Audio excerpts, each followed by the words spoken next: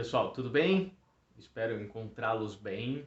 Espero também que vocês estejam cumprindo a quarentena, né? Eu sei que já devem estar de saco cheio, querendo sair de casa, ir para casa de parente, para casa de amigo, voltar para a escola, mas nós precisamos desse período, né? Para que em breve possamos nos reencontrar, tá bom? Tô com saudades de vocês e torço muito para que esse período seja o mais breve possível.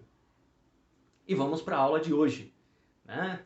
Então, a aula de hoje nós vamos continuar a ideia das primeiras impressões. Lembra do Marcos, da Alice, da Débora? Seguindo essa linha, eu vou pedir para vocês entrarem no link que eu mandei no WhatsApp, tá? E vocês vão ter lá 6 situações. A primeira situação e a segunda vão ser bem parecidas.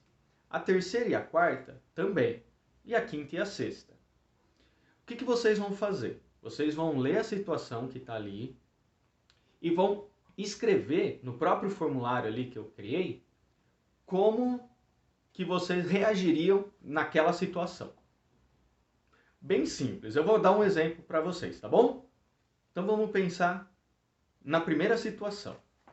Essa não tá lá, tá? João chegou à escola muito nervoso e irritado, gritando com seus colegas, dizendo palavras ofensivas a todos e negando-se a participar da atividade em grupo. Como você reagiria a essa situação? Então, o que você faria? A mesma situação, mas com mais detalhes. Quer ver? Enquanto se arrumava para ir à escola, João ouviu que seus pais iriam se separar. Saiu de casa triste, nervoso e irritado. Chegou à escola muito nervoso e irritado, gritando com seus colegas e dizendo palavrões, negando-se a participar de todas as atividades. Como que você reagiria nessa situação, sabendo de tudo isso que o João está passando? Vocês vão ter outras situações. Então, a primeira situação, sem detalhes. A segunda situação com alguns detalhes. Então pensem como que vocês reagiriam, tá? A partir da situação que vocês estão lendo ali. Vocês só vão conseguir ir para a próxima situação a partir do momento que vocês responderem a anterior. Tá bom? Depois que vocês fizeram essa atividade, vocês vão pegar a apostila da Escola da Inteligência e vão lá na página 55. Página 55 tem um semáforo, tá? Um círculozinho vermelho, amarelo e verde. O que vocês vão escrever? No sinal vermelho, no círculo vermelho, vocês vão escrever pensamentos ou atitudes que vocês devem parar de fazer. Por exemplo, preciso parar de brigar com meu irmão. Preciso parar de ficar só no celular. Façam outros exemplos. Pode ser uns 2 ou 3 de cada um, tá bom? Sinal amarelo. Então, pensamentos e atitudes que você deve dar uma atenção. Por exemplo, preciso me dedicar mais nos estudos. Preciso dar mais atenção à minha família.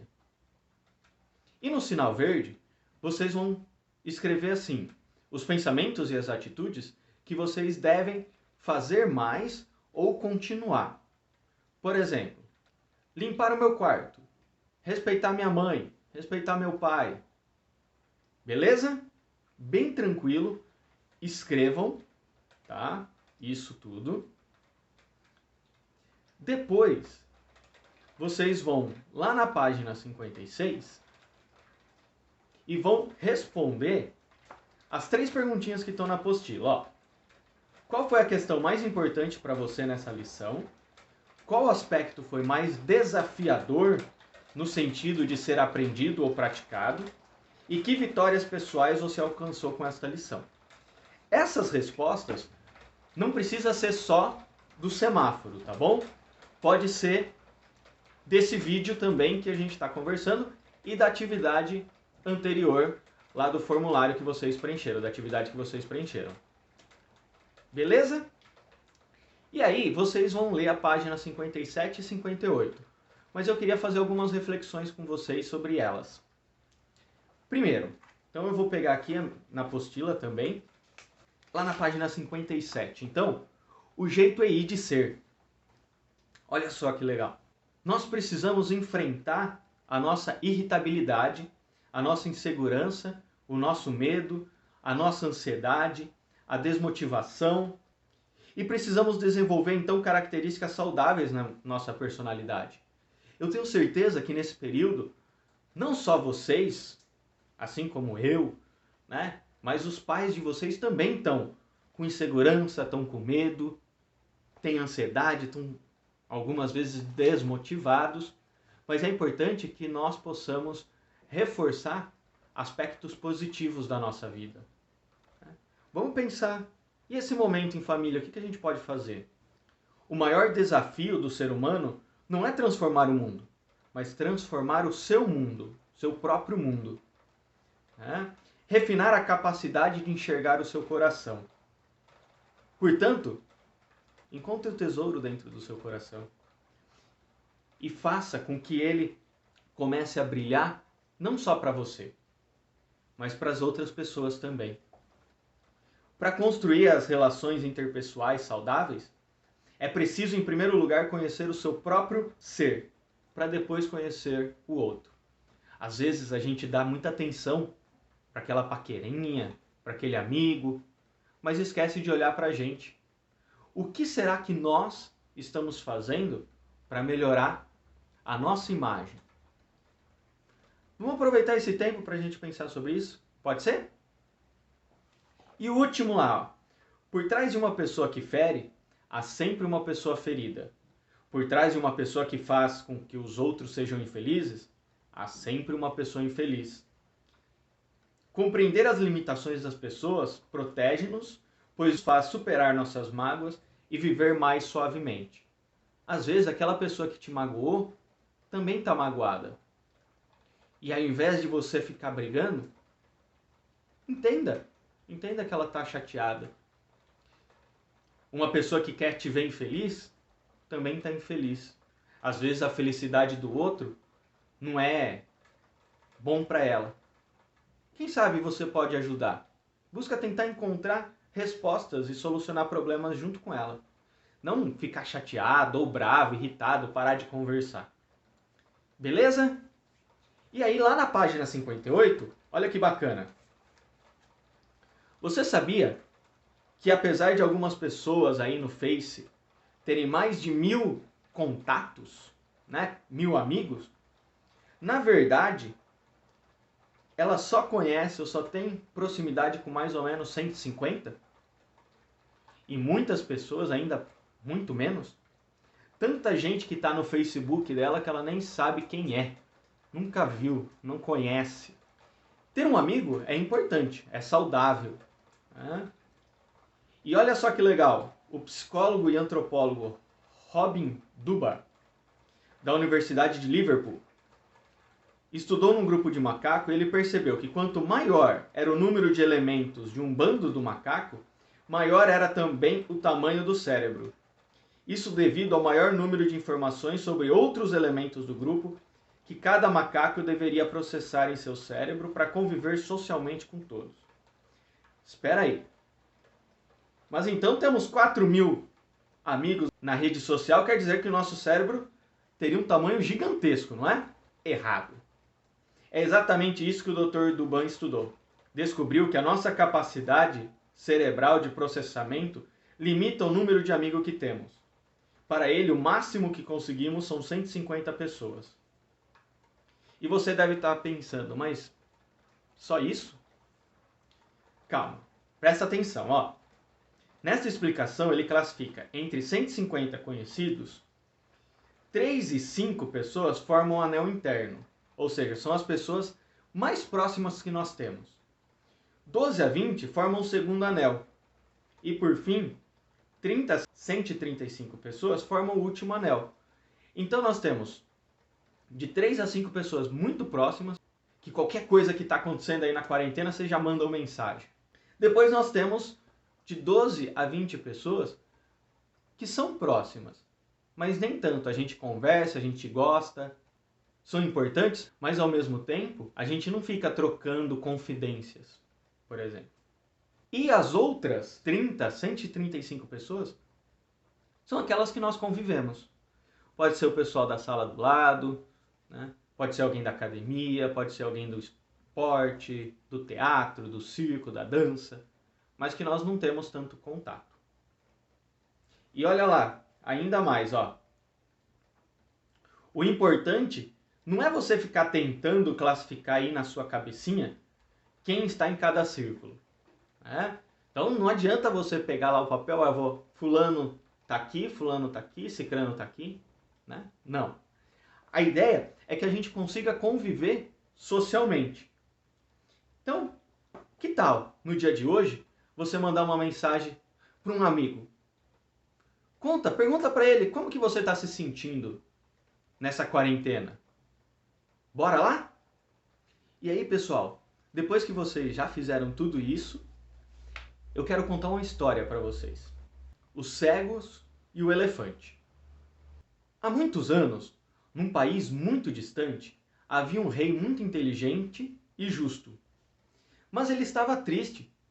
As pessoas do reino, incluindo aqueles que trabalhavam para o rei, discutiam muito, brigavam por qualquer coisa, principalmente para mostrar quem era o mais inteligente, quem era o melhor, quem sabia mais.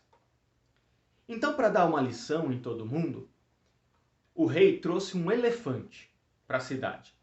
Nunca ninguém tinha visto esse animal. Não sabiam como que era.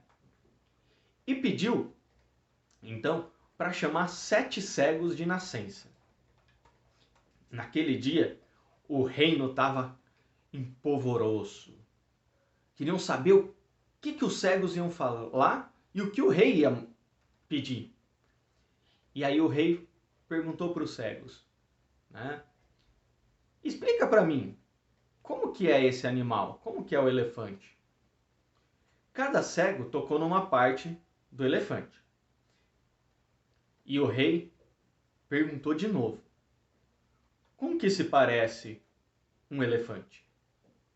Começou então uma discussão. Cada cego queria mostrar que tinha entendido que era um elefante. E queria mostrar para o rei que era mais esperto. O primeiro homem, cuja mão pousou na tromba, disse assim: esse animal é como uma cobra gigantesca. O outro, cuja mão alcançou sua orelha, discordou e disse assim: um elefante é como um leque. O terceiro cego falou: o elefante é como um tronco de uma árvore. Afinal, ele tinha tocado as pernas do elefante. O cego, que colocou a mão na barriga do elefante, disse: é uma parede curva e a textura é como um tambor. O cego que tocou as costas do elefante disse assim: vocês não perceberam nada. O elefante é um muro. O outro, que sentiu a cauda, disse: o elefante é como uma corda.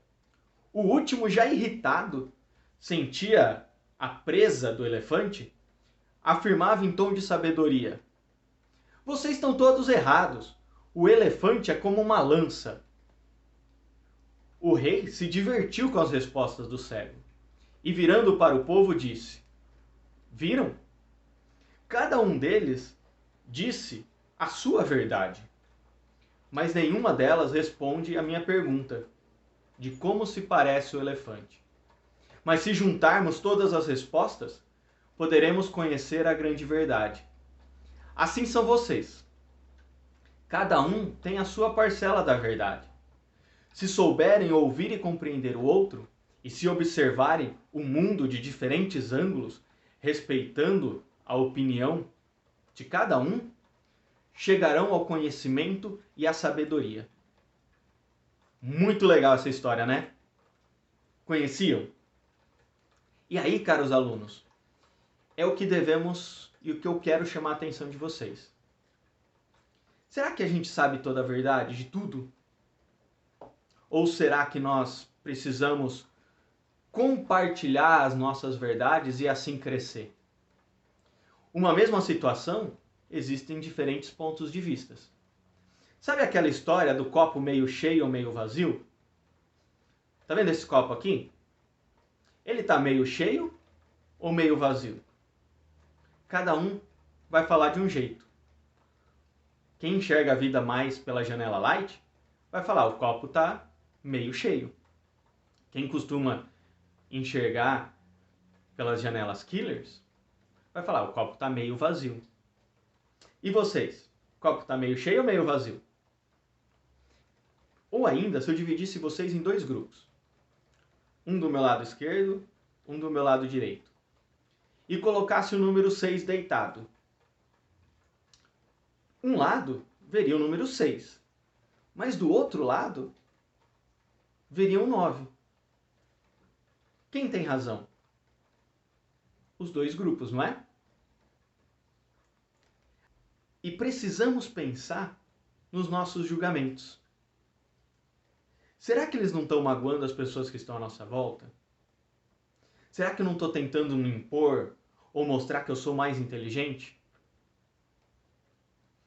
Vamos pensar melhor no nosso comportamento? Vamos pensar e tentar ouvir por que o outro está irritado? Por que o outro está chateado? Pode ser? Combinado? Eu quero que vocês façam um desenho.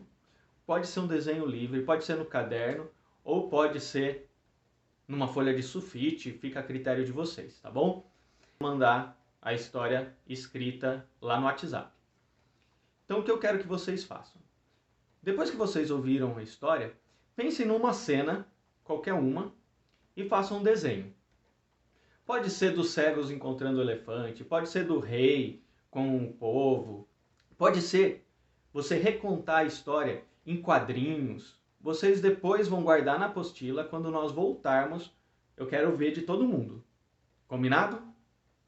Agora que vocês já assistiram o vídeo, né, vocês têm as atividades para fazer e eu quero desejar então um bom dia para vocês, um forte abraço e até mais, tá bom?